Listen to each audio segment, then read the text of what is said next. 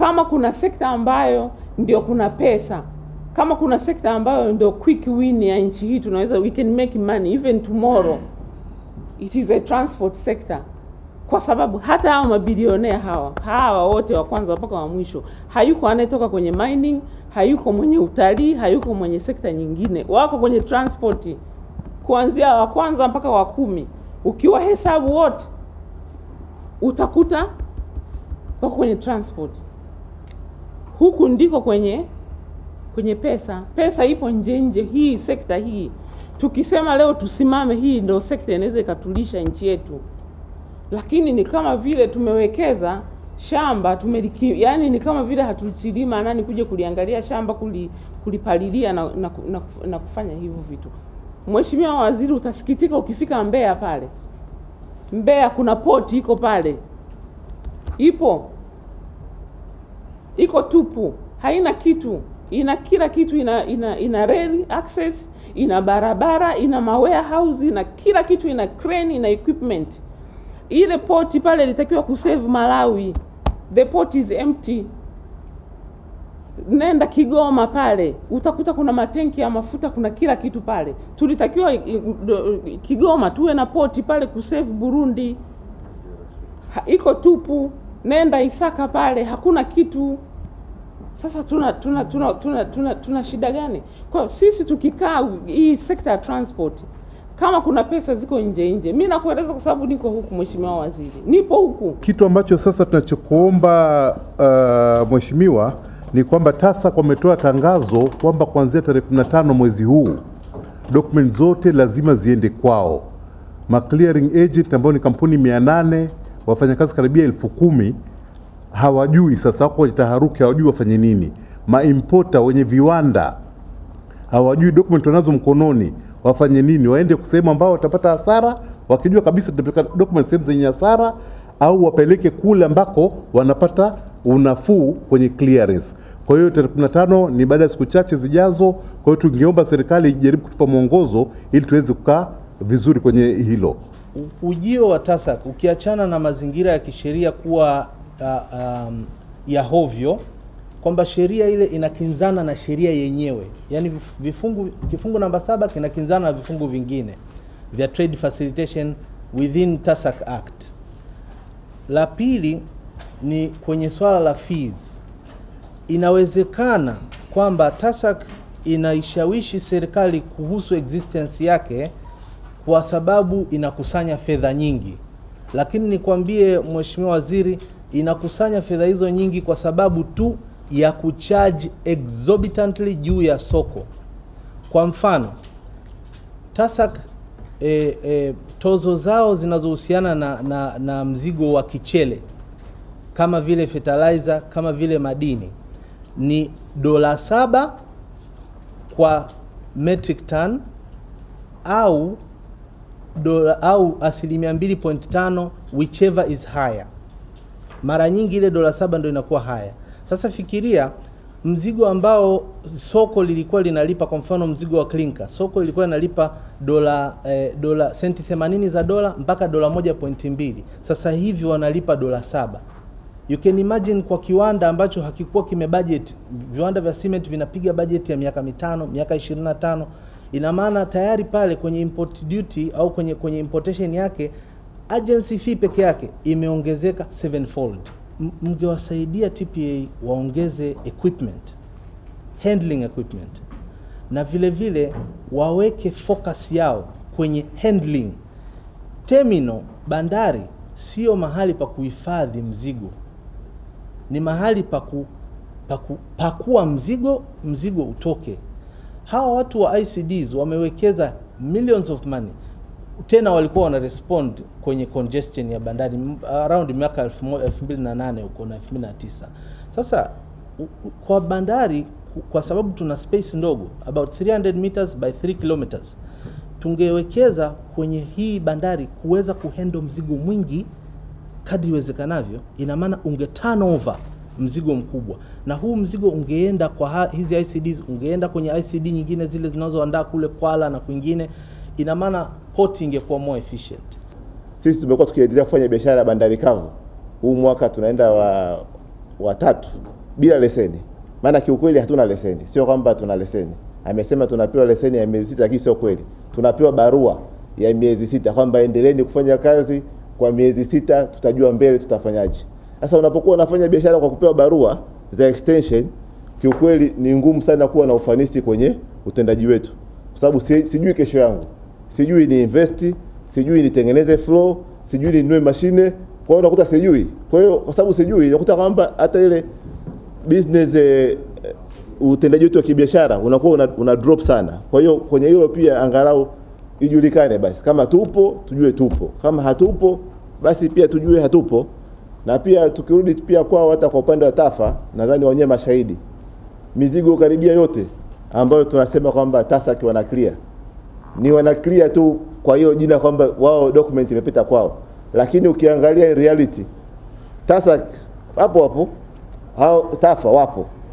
Kwamba yani kama mizigo ya migodini kwamba TASAC ana process tu document, lakini anayeshughulikia ni mtu wa TAFA. Lengo langu limekamilika sana. Nitoe tu mambo mawili matatu machache. Moja, mambo mengi ambayo umeyazungumza kwa kweli ni ya kiutendaji. Hasa nahusu uratibu kama alivyosema mwenyekiti. Kwa hiyo kazi yangu nitajitahidi kuhakikisha kwamba tunaboresha ndani ya serikali uratibu wa taasisi zetu mbalimbali. Na kwa kweli Mheshimiwa Rais ametuagiza tuzungumze, taasisi zetu zizungumze na ziwasiliane kwa sababu zote ni serikali moja. Kwa hiyo kazi yangu ni kuwasiliana na wenzangu kuhakikisha kwamba tunaweza kuratibu mambo mengi haya. Matatizo mengi mliyozungumza tunaweza kuyatatua zaidi ya 60% tukiboresha uratibu ndani ya taasisi za serikali. Pamoja kwamba zipo nyingi, lakini tukiwa na uratibu mzuri utakwenda vizuri. Hasa ametoa mapendekezo mazuri sana, hata haja ya kuwa na kwa mfano TPA. Kwa nini TPA isiwe na utaratibu wa kuwa na weekly meetings na wadau wote kwa ajili ya kuangalia changamoto ambazo zimejitokeza katika wiki hiyo au hata monthly katika mwezi huo na kuzitatua, kwa sababu nyingi hapa ambazo mmezizungumza zipo ndani ya mamlaka ya taasisi zetu mbalimbali. TPA, TBS, kama ni OSHA au nani wanaweza kuyatatua. Kwa hili tutalisimamia kuona kwamba ndani ya serikali tunaboresha uratibu, na kwa kweli tumeshapewa maelekezo na Mheshimiwa Rais, na sisi serikalini ukishapewa maagizo ya Rais basi huwa ni kuyatekeleza na kuyatekeleza mapema iwezekanavyo. La pili, kuna swala la kisheria ambao umetoa maoni mazuri kuhusu sheria yetu ya TASAC. Ni taasisi mpya, kwa tumepata uzoefu wa utekelezaji katika kipindi hicho. Kwa nadhani ni kukaa na wenzangu ndani ya serikali kuona uwezekano zile changamoto za kisheria ambazo zimejitokeza tuziangalie ili TASAC ifanye shughuli zake za msingi.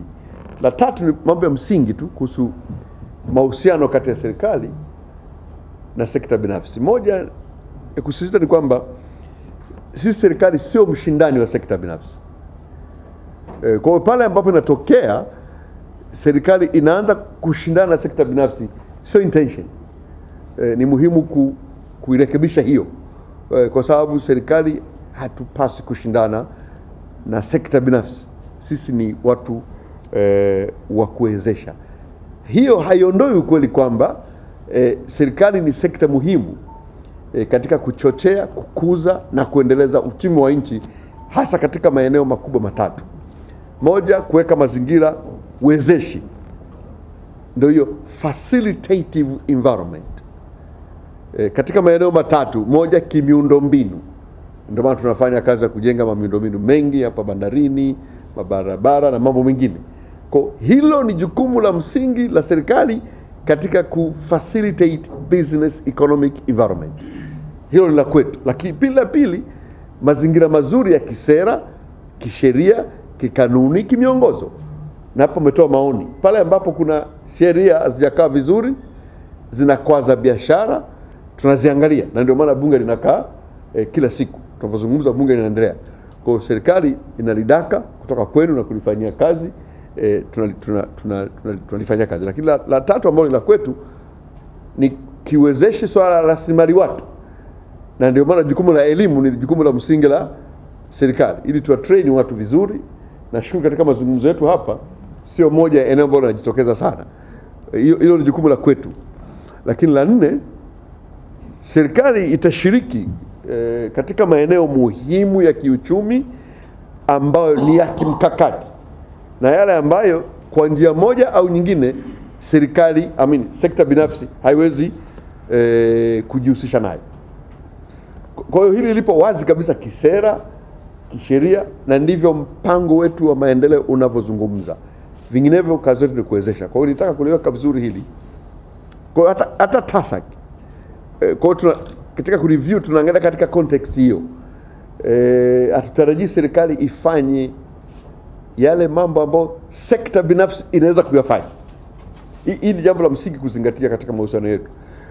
Duniani kote principle ya kuendesha serikali ni kwamba yale mambo ambayo sekta binafsi inaweza kuyafanya serikali isiyafanye. Ndio maana serikali haiuzi bia, kwa sababu inaweza kufanya vizuri zaidi na sekta binafsi. Tunatengeneza barabara kwa sababu sekta binafsi haiwezi kutengeneza barabara vizuri kuliko serikali. Kwa hiyo ndio key principle.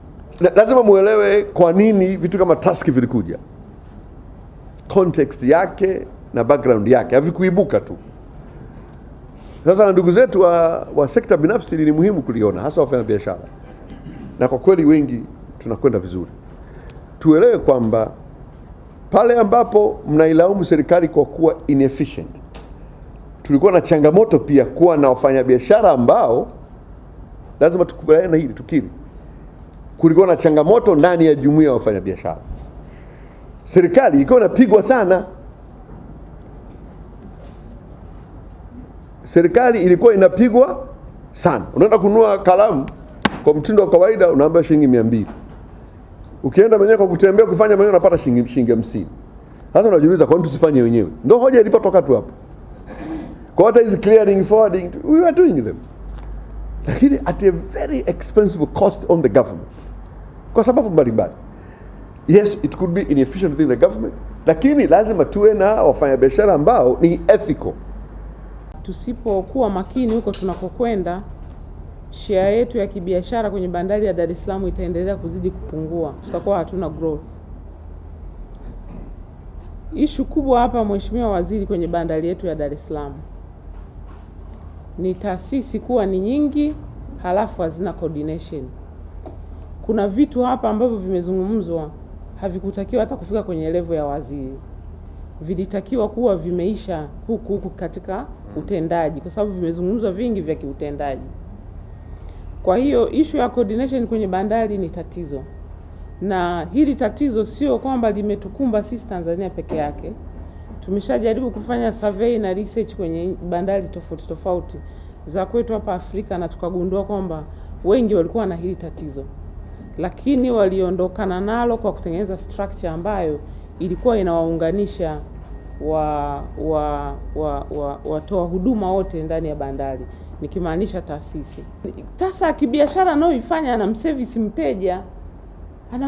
mteja kama mimi private ninavyomservice mteja. Mteja anatakiwa kupata service aipate kutoka kwenye taasisi hiyo ya serikali au ni ya private sector, lakini apate service.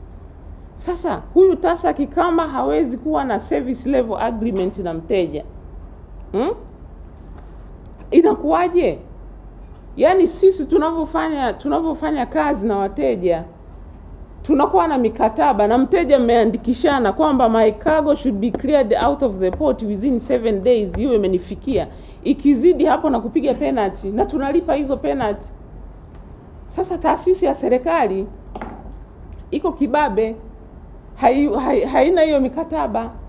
Kwa hiyo sasa hivi wateja kuanzia kwenye manufacturing industry wanalia kwa sababu raw materials za viwanda na kila kitu TASAC amezibeba, na yeye ni mbabe tu. Halafu sasa kinachotokea sasa hivi, wateja inabidi awe na agent mwingine, anakuwa na agent mwingine, kwa hiyo analipa watu wawili kwa wakati mmoja. Kwa hiyo cost ya production, tunaweza tukawa tuna fly tunapata yale mapato kule kwenye account, hele inaingia kutoka TASAC, lakini mwisho wa siku ina affect kwenye production, na cost ya items ya products za Tanzania zinashindwa hata kucompete kwenye hizi nchi kwenye regional, kwa sababu zinakuwa expensive. Mzigo unakaa miezi miwili hapa. TASAC yeye hana responsibility kwa sababu hamna mtu anayemdai kulipa ile hamna service level agreement. Kwa hiyo hii TASAC, Mheshimiwa Waziri, mimi naomba kusema kwamba TASAC ni subject ambayo tusifanye sensitive, kwamba kila mtu anayeongelea TASAC basi aonekane kwamba ana jambo jingine nyuma yake. Hakuna jambo hapa. Hili jambo liwe straight, hii subject iongelewe. Sisi sote tunaweza tukafanya hiyo research, ikajulikana hasara zinazopatikana, tuone comparative advantage ionekane kwamba je, hii TASAC ina faida.